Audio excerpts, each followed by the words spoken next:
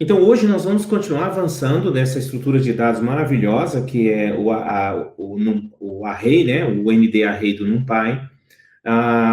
Quero explorar bastante as funcionalidades dele. Como eu disse para vocês, ele é fundamental em toda essa parte de computação científica, essa parte de análise de dados, ele é fundamental. Então, quanto mais domínio vocês tiverem dele, mais fácil será as etapas seguintes, tá bom? Então, essa é uma estrutura para vocês namorar ela mesmo assim e dominar bem, tá?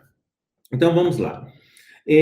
Assim como nas listas, no set, no dicionário e nas tuplas, nós aprendemos a navegar nelas, tanto usando um for quanto um while, né?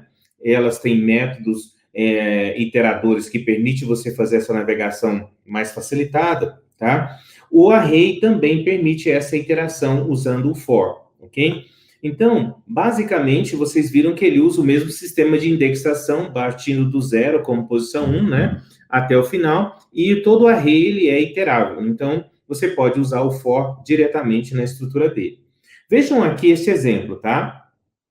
Eu tenho um array de uma dimensão só com 40 números. E para iterar num array de uma dimensão, basta eu fazer um único for, né? For x em meu array, print. Aqui eu estou tirando o end, né? Para ele não criar uma linha para cada valor, mas colocar um à frente do outro separado por vírgula, tá? Então, quando executado, né, esse método, ele imprimirá todos esses números que estão dentro desse array, ok? Aqui eu estou usando uma interação para imprimir, mas poderia ser uma interação para fazer executar um outro conjunto de instruções computacionais, ok? Agora, se você está falando de um array que não é uma dimensão só, como se fosse uma lista, uma tupla, um set ou um dicionário, mas nós estamos falando de uma iteração, né, em uma estrutura matricial, né, linha e coluna, como é o caso aqui, tá?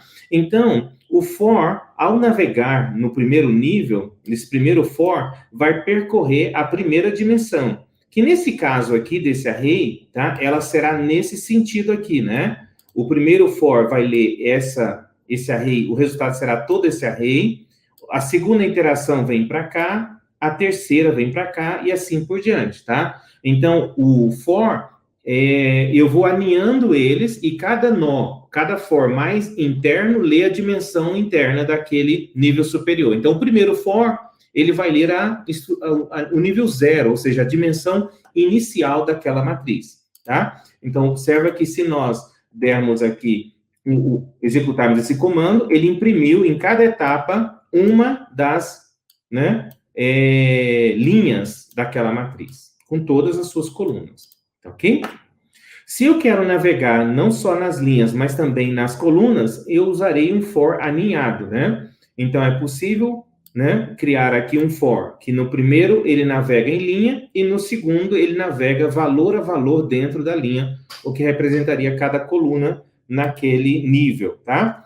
E se ela tiver outro nível, basta você aninhando for, dentro de for, você consegue navegar naquela estrutura, tá? Tá bom? Nesse caso aqui, nós navegamos, ó, linha 1, ele quando ele imprimiu o conteúdo da linha 1, mas o segundo for imprimiu coluna, e aqui ele imprimiu todas as colunas da linha 1, né? Aí ele imprimiu o conteúdo da linha 2, e esse aqui imprimiu todo o conteúdo da linha 2, tá ok? É um for dentro de um for, e cada um navegando no seu nível, tá legal?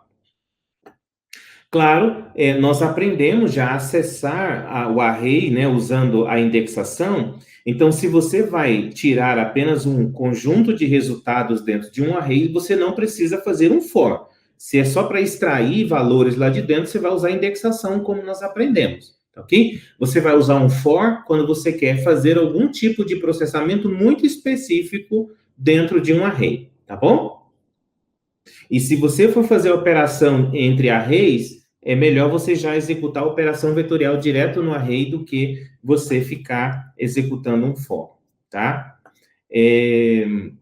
Deixe-me dar um exemplo para vocês aqui dessa realidade. Então, se você tem, vou acrescentar aqui uma coluna, Se eu tenho, por exemplo, né, um array A, ok? Que ele tem, eu vou colocar aqui um array, escrever mais diretamente, vou nem criar ele aqui, eu vou descrever aqui. Eu tenho um array com os seguintes valores, né?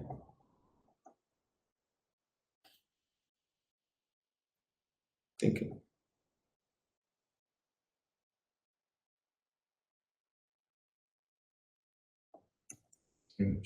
Ponto, não é ver, né?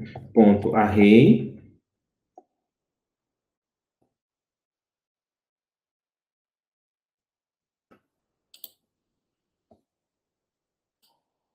E eu tenho outro array B, né? Que eu vou colocar os números 10, 20, 30, 40, 50 e 60. Imagina que esse array A fosse a quantidade de produtos vendidos, tá? Eu tenho uma linha ou uma coluna da minha tabela que tem a quantidade, tá, ok, de produtos. E na outra, eu tenho o preço dos produtos. Ok? E eu quero saber o faturamento. Como é que eu resolvo essa operação aqui? Se nós estivéssemos falando de uma lista, isso aqui daria certo? Né? Então, se vocês estiverem diante de situações onde vocês querem somar, multiplicar arrays, né? Vocês não precisam fazer loop ou for, né? No caso de uma lista, se eu fizer dessa maneira, ele simplesmente vai dar um erro, né? Porque ele não consegue multiplicar a lista. Eu conseguiria resolver isso com lista através de um for, não é? Porque eu teria que fazer assim, ó, poder fazer um list impuration, né? Que é um list comprehension, né? Eu vou colocar mesmo aqui, quantidade vezes preço, né? Mas eu teria que fazer assim, né? For, né? Quantidade, vírgula, preço, né? Aí eu fazia um zip, né? Que vocês aprenderam a fazer de quantidade e preço, né? O zip vai juntar as duas listas, vai navegar nelas de forma indexada. Eu vou só, para não haver confusão aqui, eu vou colocar QT e PR.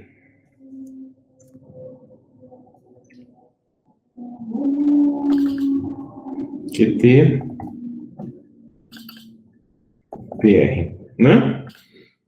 Então, quando eu faço isso aqui, eu precisei criar um for, né? Para que esse cálculo funcionasse na lista. O que ele falou aqui? Print, faturamento. Ah, é aqui no final. Tá faltando o colchete aqui. Quantidade e aqui é preço, né? Eu quero esse cara daqui que ele colou no lugar errado.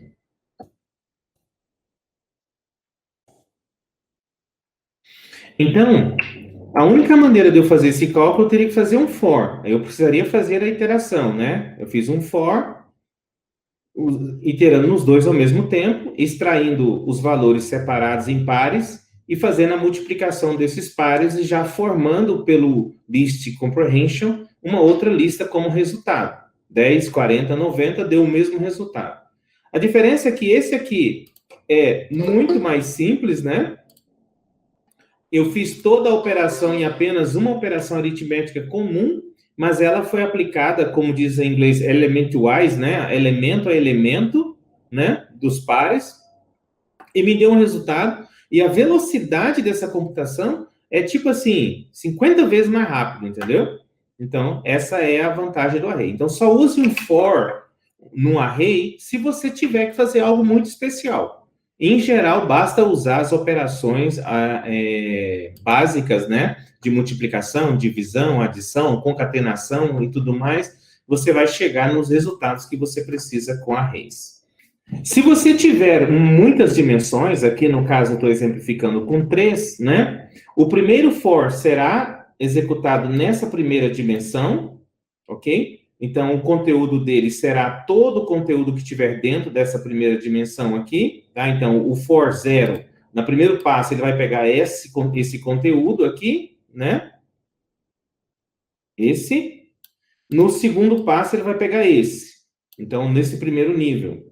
Quando ele entrar nesse nível aqui, ó, ele vai percorrer esse passo e esse passo. E quando ele pegar o terceiro nível, ele vai percorrer esse, depois esse, depois esse. Tá bom? Então, cada nível desse vai ser executado, e à medida que ele executar um nível, esse aqui acaba, volta para o próximo desse, executa esse aqui até acabar todos os elementos do nível Y. Aí ele volta para o X, vai para o próximo elemento e fica nesse loop aqui até ele processar toda a matriz. Tá bom? Aqui não é uma matriz, um array de 3 dimensões. Tá bom?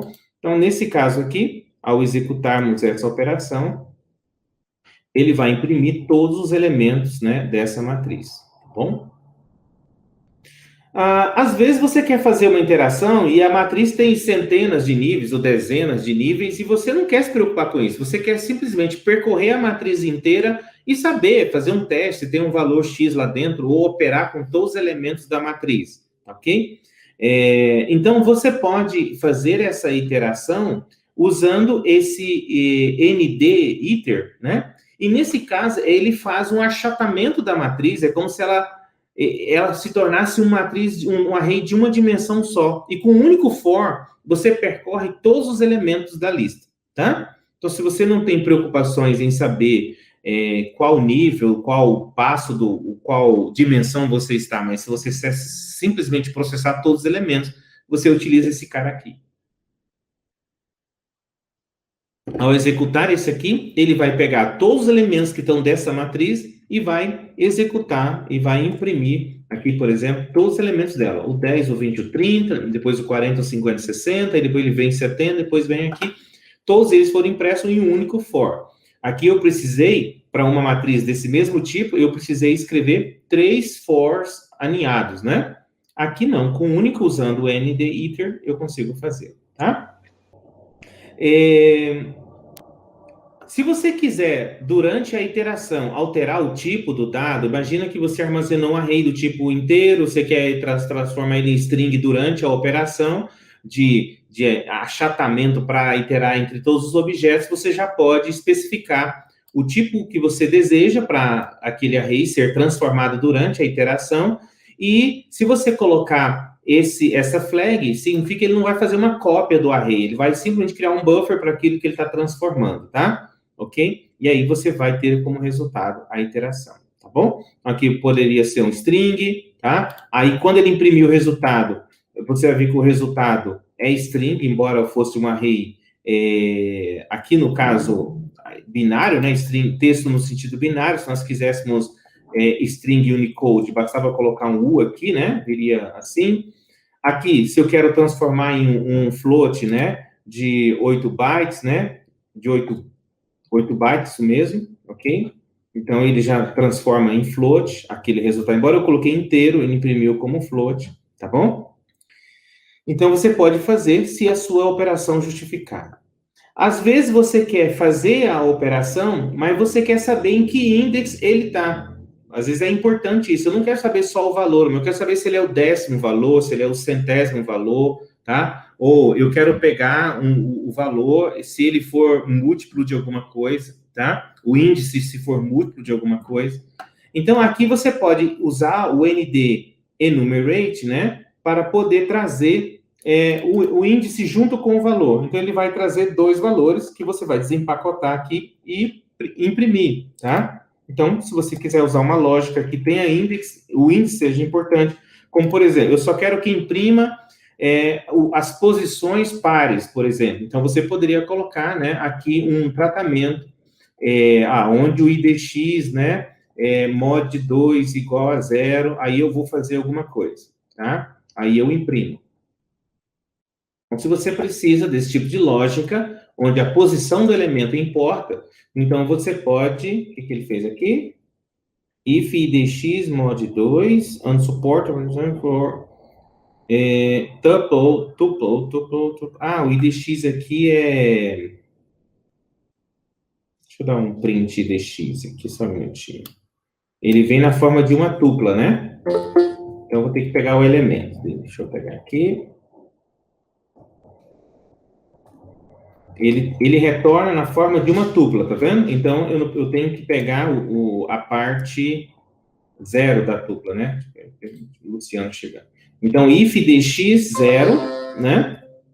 For um múltiplo de 2, então ele vai e imprime aquele item, por exemplo.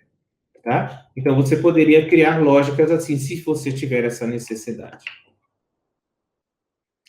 Se você estiver navegando numa matriz em 2 dimensões, é a mesma lógica de for aninhado, com apenas uma observação, né? Se você chamou essa variável aqui de idx e aqui de x, aqui você precisa dar nomes diferentes dessas que você colocou aqui, tá bom? Para que você possa manter o valor dela e interar no seu código normalmente. Então, aqui eu estou colocando esse primeiro, ele traz o índice x e a variável x, aqui ele traz o índice de y e o nome y para o segundo nível da matriz. Poderia ser idx linha, né? Aqui porque ele está navegando aqui em linhas, né? O índice da linha, ok? E aqui poderia ser o linha, né? O valor da linha, ou simplesmente linha, ok? E aqui ele está navegando na linha, porque é um 2D, né? E aqui é o índice da coluna, né? ID coluna, e aqui a coluna, ou o valor da coluna. Vou colocar só como coluna. Eu poderia usar dessa forma, né?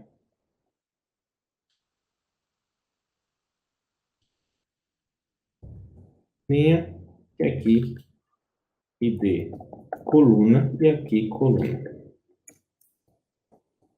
Tá? Então, ele vai imprimir aqui o índice, né? A linha 0, esse é o conteúdo, a coluna 0 é esse conteúdo, ok? A coluna 1, tudo isso aqui da linha 0. E depois assim por diante. A linha 2, a linha 1, né? E a coluna 0 dela, assim por diante. Tá? Lembra sempre, for em array é só se você tiver uma lógica muito especial para aplicar.